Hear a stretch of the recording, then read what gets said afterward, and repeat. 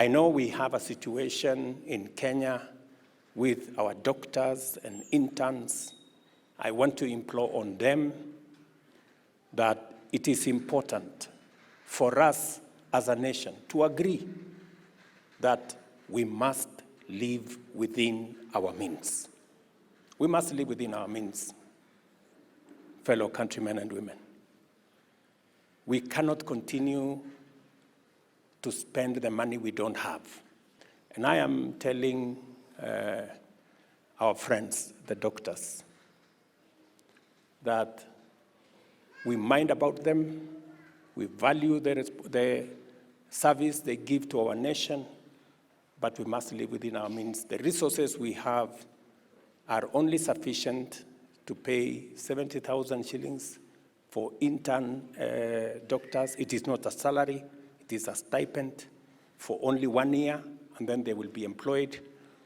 And we want all our doctors, all our doctor interns to be taken in, and that is why we are going to spend the resources that we have to make sure all the 1,500 plus or minus doctors, all of them are absorbed at once, and we have the resources to make sure that they are absorbed at what we have offered as government, because as a nation, we must live within our means. And we are going to have a bigger conversation as Kenyans, so that when the Bible says that a responsible father leaves an inheritance for their children, we as Kenyans, we should not leave debt to our children.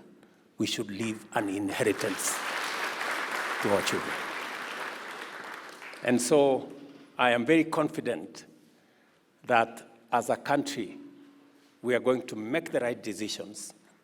And I promise you that I will always speak the truth to our nation. Because in speaking the truth to our nation, we will be free as a nation from the yoke of debt and expenditure that we cannot afford. About 10 days ago, I called the whole of government and we agreed that we must live within our means. We're going to reduce our budget from 4.2 trillion down to 3.7 trillion so that we can live within our means. You know what?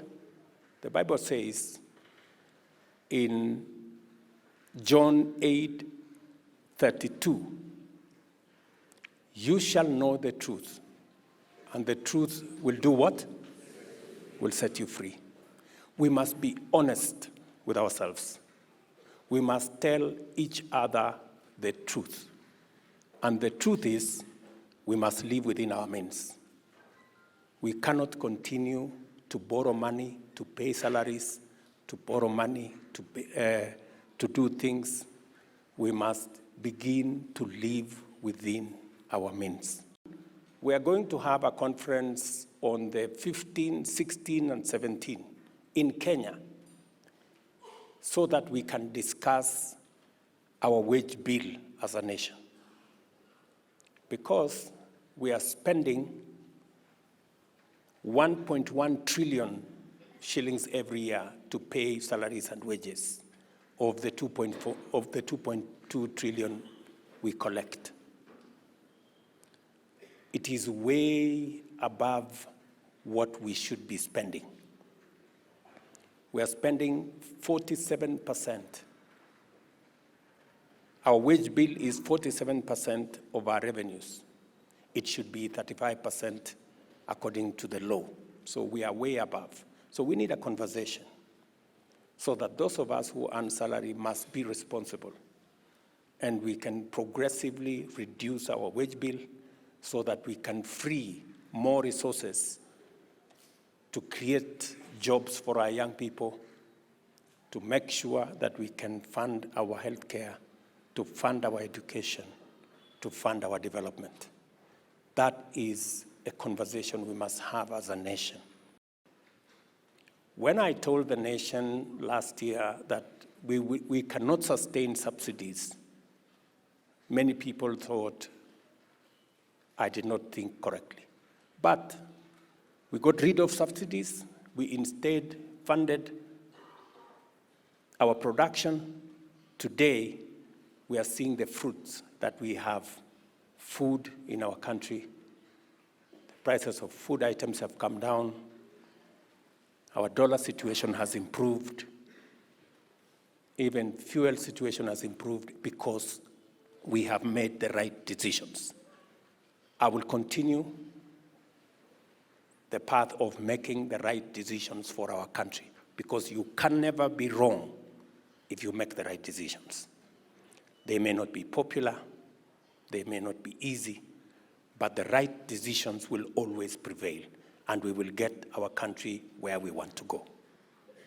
Very important for us to produce enough food, to create jobs for our young people, to make sure that each one of us can go to hospital, get treated, and not sell their properties, and make sure that Kenya is a country that leaves nobody behind. So I am happy to be in this congregation this morning, and just to confirm to you that we are on course in making sure that Kenya becomes that great country that we all want it to be.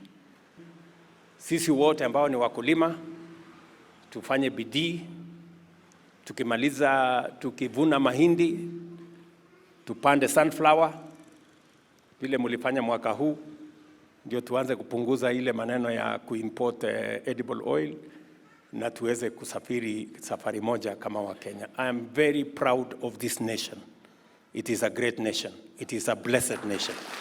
Traveling across this globe, that to tell my fellow countrymen and women that we are a special nation.